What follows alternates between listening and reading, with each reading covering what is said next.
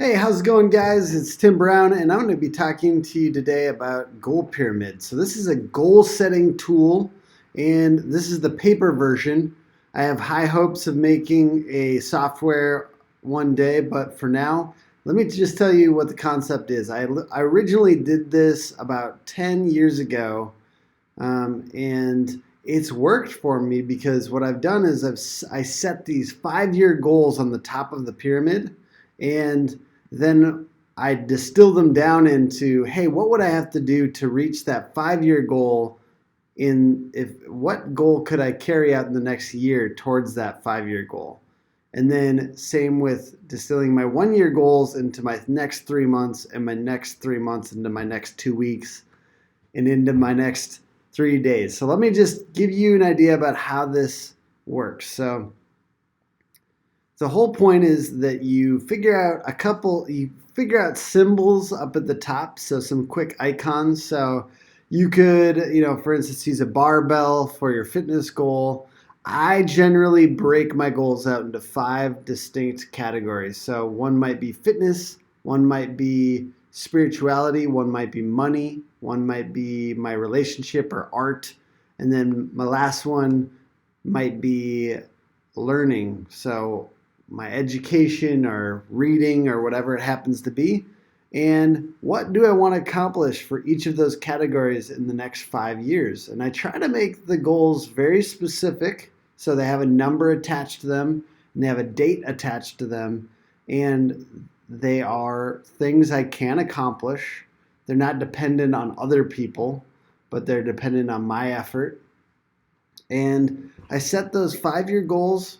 And then once I have those, I write those down right here. And then each one I distill into its own 1 year goal, and so on and so forth, 3 months, 2 weeks. And then you can use this next 3 days thing. That's kind of like, I threw that in there just in case somebody was trying to plan their next 3 days. The good thing to think about is you want there to be, for each of these categories, something that you're doing in the next 2 weeks, and ideally in the next 3 days. How are you doing your fitness goal in the next 2 weeks and 3 days? How are you doing your reading or your education goal in the next 2 weeks or 3 days? So I think that that's a great principle.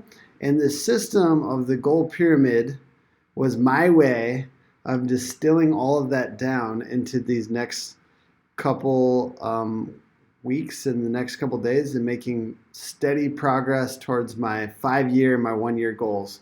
I think sometimes people get kind of confused because they have the only time they hear about the 5 year goals thing is in an interview, and they get a little like overwhelmed, and they're like, why would I know about that? But to me, if you're setting your ideal life and you're setting your big goals for the next 5 years, you're taking control of what's going to happen to you.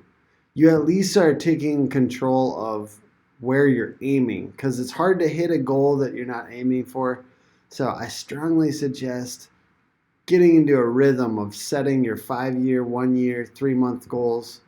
And maybe you focus more on those 3 month goals because maybe that's more real to you. And I like setting 3 month goals. I still think they need to be, have a specific number attached to them, have a specific date that you're trying to get it done by.